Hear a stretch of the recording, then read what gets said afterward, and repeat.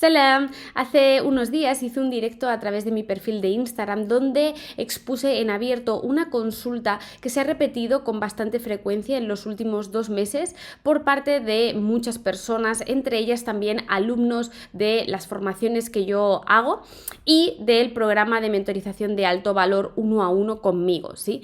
Y la consulta en cuestión es cómo poder encontrar esa paz o ese bienestar a la hora de leer el Corán. Hay muchas personas que refieren el hecho de que se encuentran con una contradicción entre el mensaje del Islam que yo u otras personas predicamos, ¿no? Divulgamos abiertamente en nuestros diferentes perfiles y luego lo que es la lectura en sí. Os estoy hablando de gente que comenta que no es capaz de ver en el Corán un mensaje positivo, al contrario, le echa mucho para atrás, le genera rechazo, le genera miedo el hecho de leer el Corán y ver constantemente referencias al castigo, al infierno, ¿no? Y como esa connotación negativa o de amenaza, ¿no? Eso hace que muchas veces las personas desistan de leer el Corán y acaben por desestimar, digamos, esa investigación o ese aprendizaje por ese camino, porque entienden que no es para ellos, ¿no? Que realmente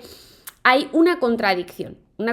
A mí, en lo personal, me han dicho: Aisha, tú cuando hablas del Islam, hablas de que representa esa paz, ese bienestar, ¿no? Esa calma, que tiene un mensaje bonito, que es beneficioso para la gente, ¿no? Y en cambio, cuando yo luego leo el Corán, me encuentro con algo totalmente distinto, ¿no? Y es inevitable el hecho de sentir miedo hasta el punto de a veces tener que parar la lectura, ¿no? De no poder continuar porque me sobrecoge un poco la situación, ¿no? Y esa consulta me hizo reflexionar muchísimo acerca del Corán, acerca de la relación que tenemos con el Corán y acerca de la forma en la que aconsejo personalmente acercarse al Corán, ¿sí? Para mucha gente el Corán no deja de ser un libro más, y cuando es la primera vez que tienes contacto directo con este mensaje, crees que con una simple lectura va a ser suficiente. Esto es algo que yo he reiterado en muchísimas ocasiones por activa y por pasiva, el hecho de que si quieres aprender sobre el Islam no empieces por leer el Corán. Antes, cógete una biografía del profeta Muhammad, ¿no? Y lee, contextualiza esa revelación, ubícate mentalmente, ¿no? Trasládate al siglo VII para poder entender cuál era la situación, las circunstancias a nivel social, a nivel político, a nivel económico que se estaban dando en la península arábiga y que dieron lugar al origen del Islam, ¿no? Es a partir de ese contexto que podemos entender a día de hoy el hecho de que el Islam supuso una revolución, un cambio de paradigma, pero si no entendemos realmente de qué manera confluían por aquel entonces las diferentes creencias anteriores, ¿no? El judaísmo, el cristianismo, las influencias culturales que pudiese haber entre un territorio y otro, las rutas comerciales que se daban, etcétera, es mucho más difícil poder entender hasta qué punto el Islam fue trascendental, ¿no? Trascendió en la vida de las personas. Entonces, por eso yo siempre digo que el Corán no es un libro que se lea una sola vez en la vida. Al contrario, hay que leerlo a diario, o sea, constantemente. Y no solo eso, sino que no hay que entender la lectura de una forma unidireccional, sino más bien bidireccional, es decir, en función de la situación que tú tengas y del mensaje que tú estés buscando, encontrarás una respuesta u otra dentro del Corán, ¿sí? Es una relación, es un vínculo que se retroalimenta, por eso no es un libro cualquiera. Yo desde aquí os invito, os hago ahí como el reto, ¿no? A que cojáis el Corán, seleccionéis un capítulo, el que más os llame la atención, lo leáis, anotéis un poco esas reflexiones, esas conclusiones que sacáis de esa lectura y 3 meses después volváis a hacer el mismo ejercicio. Os vais a dar cuenta de cómo, tratándose del mismo capítulo, de las mismas palabras, del mismo mensaje y absolutamente todo igual, vuestra percepción y vuestro aprendizaje, vuestra enseñanza va a ser totalmente distinta. Porque el Corán tiene esa parte de relación con la persona que lo lee. Esto sé que puede sonar un poco extraño, ¿no? Como mágico, ¿no? Como si estuviese hablando de una cosa paranormal, ¿no? Pero realmente Es así. De hecho, hay muchas personas, como digo, que cuando leen el Corán por primera vez, no solo no lo entienden o se abruman, sino que desestiman también esa lectura porque consideran que es un libro caótico, ¿no? No está planteado los capítulos de una forma ordenada en la que en el capítulo 2 te estén hablando de la biografía de Moisés, ¿no? Y en el capítulo 20 de la biografía de Jesús, por ejemplo. No, no funciona así. Tampoco es un libro de leyes y tampoco es un libro mitológico o en ese sentido lleno de leyendas, sino que esconde tras de sí unas enseñanzas que son universales y son atemporales, ¿no? Esto además es algo que he mencionado en muchos vídeos anteriores, así que no me voy a extender en el por qué es un mensaje universal, ¿sí? Sino en el hecho de la lectura con el libro, ¿no? Por eso digo que es importante. Si quieres empezar a aprender sobre el Islam, no utilices el Corán. Empieza por una biografía. Y una vez que tú ya tengas ese conocimiento de ese contexto histórico, entonces será más fácil que puedas hacer una primera lectura del Corán y entender mucho mejor pues a qué se está refiriendo en una parte o en otra. Al mismo tiempo también, y es algo que he recomendado y he citado muchas veces, ¿no? El hecho de que hay que tener cuidado con las traducciones. No todas, digamos, son en ese sentido fidedignas, e incluso aquella que es más acertada, ¿no? En la traducción más exacta, también no deja de ser una interpretación, es decir, no es la palabra de Allah, no es el mensaje original. Por tanto, si hay alguna de esas frases, alguno de esos componentes, conceptos o ideas que encontramos en el Corán que nos resulta en un primer momento chocante o incluso contradictorio, también tenemos que tener en cuenta que esa es la interpretación del intérprete, del traductor, ¿sí? Pero que quizás no es realmente la idea o el mensaje que aparece en el libro original, ¿sí? Esto también es importante, así que mucho cuidado con eso e incluso con la mejor de las traducciones ir con esa cautela, porque a lo mejor alguien traduce un verbo como golpear y otra persona lo traduce como dar un toque de atención, ¿sí? Claro, cambia totalmente el sentido de la frase. Entonces, mucho cuidado también con esto. A partir de ahí, otra de las recomendaciones que por supuesto hago es el hecho de que no vayamos a leer el Corán o intentemos en la medida de lo posible hacer esa lectura del Corán sin tener, digamos, esos prejuicios. Es decir, vamos a hacer esa lectura con la mente en blanco, ¿vale? A ver qué es lo que podemos sacar, a ver qué es lo que podemos extraer, ¿vale? Esto también es importante, porque lo que ocurre muchas veces es que tenemos sesgos de confirmación y en la propia lectura buscamos aquello que previamente creemos, ¿no? Hay una parte, esto está demostrado además científicamente por parte de la rama de neurociencia, ¿no? Y de psicología. El hecho de que en las distintas partes que conforman nuestro cerebro hay una parte por detrás que es el sistema reticular ascendente, que es el que permite que nos focalicemos en una cosa u en otra, ¿no? ¿Sabéis el típico caso de que alguien quiera quedarse embarazada y por razones X no puede? A partir de ese momento, una vez que pasa a ser un objetivo en su vida, pasa a ser una prioridad en su vida, empieza a ver a mujeres embarazadas por la calle a tot arreu, ¿no? Como diríem en català, por todas partes, ¿no? Y es como, ostras, ¿cuántos niños, cuántos carritos, cuántas tal, ¿no? Bien, eso es el sistema reticular en funcionamiento. Lo mismo si, por ejemplo, quieres comprarte un coche, un Toyota rojo, y de repente empiezas a ver un montón de Toyotas rojos por todas partes, ¿no? Esto realmente es una ventaja si sabemos utilizarlo a nuestro favor y si ponemos el foco en aquellas cosas que queremos conseguir, porque al final nuestro cerebro activa esa parte para encaminarnos hacia ese objetivo, ¿sí? ¿Qué ocurre? Que en el caso de la gente que es islamófoba o que tiene ese prejuicio, ¿no? Y que ya va con la idea de que el Islam es opresión, es machismo, etcétera, etcétera, cuando vaya a leer el Corán va a ir buscando y fijándose en aquellas frases totalmente descontextualizadas que realmente confirmen esa idea que ellos tienen. Al final es sesgo de confirmación. Y entonces son personas que te cogen el típico verso donde se habla de, yo qué sé, de la herencia o donde se habla del divorcio o donde se habla de los roles de hombre y mujer y dicen, ¿ves? es que yo tenía razón, el Islam es opresor o el Islam es machista por esto, esto, esto y esto. Y es como, no, primero estás cogiendo versos totalmente sacados fuera de lugar, ¿no? Descontextualizados. Segundo, no te has fijado en todo el capítulo en sí, en todo el desarrollo de la narrativa. Has cogido un verso y ¡pa!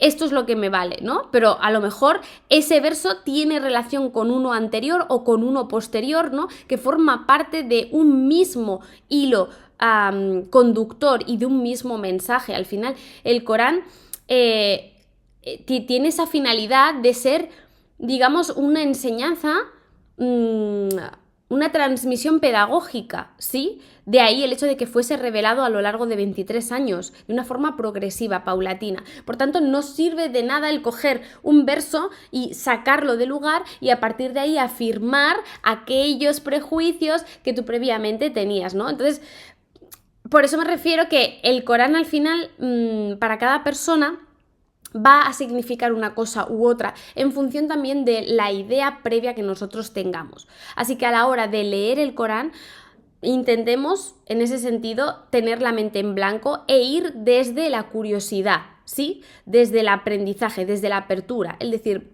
tengo curiosidad, voy a leer este libro, a ver qué es lo que encuentro aquí, ¿no? A ver qué mensaje hallo.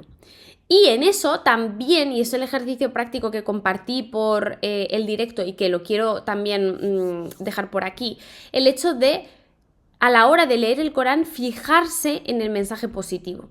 Porque sí, el Corán claro que hace referencia al infierno, claro que hace referencia al castigo, pero de la misma forma también hace referencia al paraíso, también hace referencia a la recompensa. Así que, puestos a quedarte con un mensaje, ¿por qué no intentas poner el foco en lo bueno? Es muy curioso porque vemos, esto de tener la oreja así tapada me limita bastante a la hora de pillarme el pelo. Así que perdona porque estoy todo el rato ahí tocándolo. Como digo, a la hora de leer el Corán, vemos que, por ejemplo, Allah subhanahu wa ta'ala dice aquellas personas hipócritas que tergiversan el mensaje, bla, bla, bla, recibirán un castigo inmenso, ¿no? En el infierno. Y luego continúa diciendo, mientras que aquellas personas que son creyentes, que practican la salat, ¿no? Que hacen la oración, que dan la caridad, y que son personas con un buen comportamiento y unos buenos modales, van a obtener la recompensa en el paraíso, ¿no? Entonces es como una de cal y una de arena. Es como te advierto, pero al mismo tiempo te consuelo y te doy motivación y te doy esperanza. En plan, no es todo ese mensaje negativo, ni muchísimo menos, pero es importante que exista esa advertencia para recordarnos que somos responsables de nuestras acciones y que esas acciones van a tener una repercusión, una consecuencia, que la podremos ver más a corto plazo o más a largo plazo, pero que va a estar ahí, va a estar presente, ¿sí? Así que una de las cosas que yo recomiendo en el directo es el hecho de empieza a leer el Corán y a cada palabra, a cada frase positiva que tú veas, que te remueva, ¿no? La subrayas o la anotas en una hoja, ¿sí? Y vas contabilizando y te vas a dar cuenta de todas las veces que Allah subhanahu wa ta'ala dice que ama a las personas que son pacientes, que ama a los creyentes que hacen el bien, que ama a aquellas personas que ayudan a los más necesitados, etcétera, etcétera, etcétera. De hecho, incluso cada capítulo del Corán, excepto uno, empieza con la entrada, el besma, ¿no? O sea, la entrada de Bismillahir-Rahmanir-Rahim, en el nombre de Dios el Clemente, el Misericordioso. Eso no es una invitación al bien, eso no es un recordatorio de las cosas positivas que tiene el mensaje. Si cada sura, cada capítulo empieza de esa manera. Tengo un libro aquí que os lo comparto, es este de aquí, ¿vale? Esta libreta que habla sobre los 99 atributos de Allah subhanahu wa ta'ala, ¿no? Y el otro día, para Ramadán, leyéndolo y reflexionando sobre eso, me di cuenta que en este atributo de aquí, de Ar-Rahman Ar-Rahim, si os fijáis, aquí que dice: If you could only say a few things, you will mention the most important thing that you want the other people to know. What will it be for you, ¿no? Es decir, aquí es muy interesante esta reflexión, ¿eh? Es, si tú pudieses decir pocas cosas sobre ti a la hora de presentarte a los demás, ¿qué es lo que dirías, ¿vale? Que destacarías de ti, que es importante, para que los demás supiesen sobre tu persona. Y ahí te dejo esa primera pregunta. Y la segunda pregunta, relacionándola con este atributo de Allah, es el hecho de que de todos los nombres y atributos que Él tiene, Él se presenta a su creación en primer lugar como Ar-Rahman, Ar-Rahim, el clemente y el misericordioso. Es decir, si hay algo importante por lo que Él quiere que le conozcas, es precisamente por eso.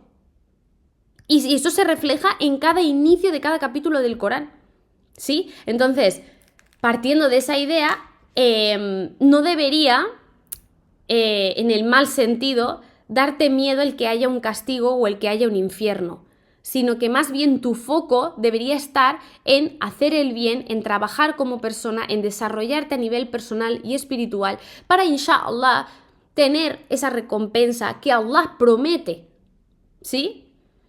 Obviamente, hay la otra cara de la moneda. Esto es así, no hay luz sin sombra, no hay bien sin mal, ¿sí?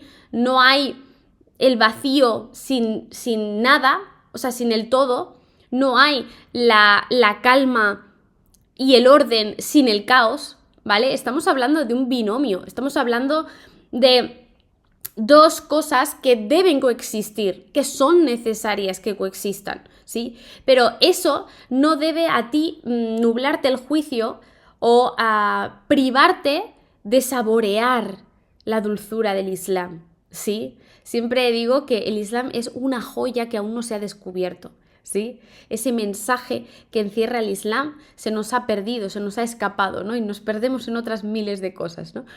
Pero Allah continuamente nos hace referencia a ello. Entonces el ejercicio, para no irme de tema, es empieza pensando en cómo comienzan los capítulos. Hay una sura que a mí me encanta que se llama la sura Taha, que empieza Taha ma anzalna alayka al-Qur'ana litashqa, que es, no te hemos enviado el Corán para agobiarte, como para generarte malestar, sino como una guía, ¿vale? Es decir, ya ese capítulo, por ejemplo, empieza recordando que el Corán y el mensaje en sí del Islam no debe ser algo que te abrume o que te bloquee o que te genere miedo, ¿sí? O disconfort, sino todo lo contrario, el que veas ese mensaje como algo beneficioso para ti, ¿sí? Como una guía que te acompaña, que te ayuda a mejorar.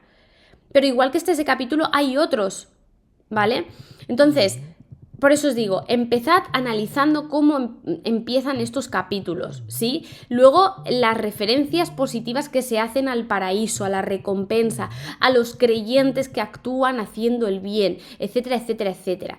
Y bajo ese foco, con esa perspectiva, estoy convencida que vais a empezar a ver el mensaje de una forma totalmente distinta. Yo tengo una libreta donde tengo anotado en plan cuántas veces Allah subhanahu wa ta'ala menciona que Él ama a las personas, ¿no? Y además tengo puesto específicamente a quién ama, o sea, qué características de la gente ama a Allah. Cuando dice yo amo, ¿no? En el Corán, Allah ama a los pacientes. Ok, pues yo ya deduzco de ahí que la paciencia es una virtud, que Allah ama y que quien tiene esa virtud es alguien amado para Allah, ¿no? Luego, Allah ama a quienes hacen el bien con los demás, por ejemplo. Vale, pues yo de aquí deduzco que tengo que actuar bien, porque si ayudo a los demás, Allah me estará amando y estará complacido conmigo. Allah ama a las personas que hacen la oración, ¿no? Que cumplen con lo que se les ha prescrito. Ok, pues yo ya sé que tengo que cumplir con esos pilares fundamentales y obligatorios en el Islam, ¿vale? El hecho de rezar, el hecho de ayunar, ¿sí? Los 5 pilares, para poder ser alguien amado para Allah. Y lo tengo puesto así, como recordatorio, contabilizado con todas las veces que en el Corán lo menciona, para reforzar esa idea y esa buena opinión de Allah. Y para que cuando me relacione con el Corán pueda ver en el Corán el mensaje positivo que hay detrás de esa advertencia, ¿sí? Porque Allah, si advierte, es porque quiere tu bien. Si Allah advierte, es porque ese libro en particular, el Corán, que no es un libro cualquiera, como digo, está hecho para ser una guía en tu vida. Cuando nosotros vamos conduciendo con el GPS, ¿verdad que a veces nos avisa, pipi, radar, radar, ¿no? Para que bajemos la velocidad. Ahí nos está advirtiendo, pero nos está advirtiendo por nuestro bien, ¿no? En este caso, bueno, a ver, estamos hablando de un robot, ¿no? Con el GPS, pero ya me entendéis. Lo hace para advertir, para que podamos corregir a tiempo, antes de que luego nos pegamos, vayamos a exceso de velocidad y luego nos venga la multa a casa, ¿no? Y nos llevemos ahí la sorpresa, ¿vale? Esta misma idea es el Corán para nosotros. Esta misma idea es el mensaje del Islam para nosotros. El ser una guía en la vida en la que hay esas advertencias, en la que hay un rumbo, una dirección, un camino recto, igual que tú en el GPS, de todas las direcciones que hay, te va diciendo ahora gire a la derecha, ahora gire a la izquierda, a 500 metros la rotonda, no sé qué. Pues esto es lo mismo. El Corán es esa guía que te va pautando por dónde tienes que ir o cómo tienes que hacer las cosas para llegar a buen puerto. Y por supuesto, entre medias, pues hay la señal de prohibido, la señal de prohibido ir a más de 100, esto es contrasentido, exceso de velocidad, etcétera, etcétera. Pero esas advertencias a ti no te frenan a la hora de conducir y seguir yendo en esa dirección. Pues con lo mismo, no dejes que esas advertencias que hay en el Corán te frenen a la hora de seguir aprendiendo sobre el Islam. O te generen tal miedo o tal situación de pánico o de bloqueo que dejes de leer el Corán. No, ten en cuenta esas advertencias, pero quédate con la parte buena que está en ese mensaje, ¿vale? Para poder poner el foco en eso y poder trabajarte a ti mismo desde todo aquello que puedes mejorar. Es poner al final el foco en lo que puedes hacer y no en lo que te falta, ¿vale? Y sobre esa idea, pues es más fácil cumplir con esos sesgos de confirmación, pero en este caso sesgos de confirmación positivos, ¿no? El decir, oye, pues sí, pues yo cuando leo el Corán, pues encuentro esa paz o encuentro ese bienestar del que me hablan, ¿sí? Así que ese era el ejercicio que quería compartir y por supuesto quería hacerlo ahora en el mes de Ramadán porque estamos hablando de que es el mes en el que empezó esa revelación coránica, ¿sí? Es el mes en el que tuvo comienzo pues el Islam y es el mes del Corán como tal, ¿sí? En la noche de Laylatul Qadr. Por eso lo menciono ahora, porque en este mes estamos a tiempo de cambiar esa relación que tenemos con el Corán.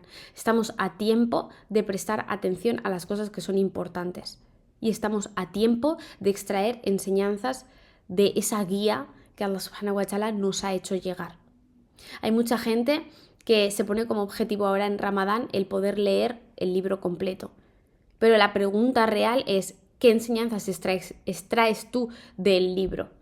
Porque conozco a gente que farda y se llena la boca cada año diciendo que yo me he terminado el Corán, me lo he leído no sé cuántas veces, pero que luego a la hora de la verdad no aplican nada.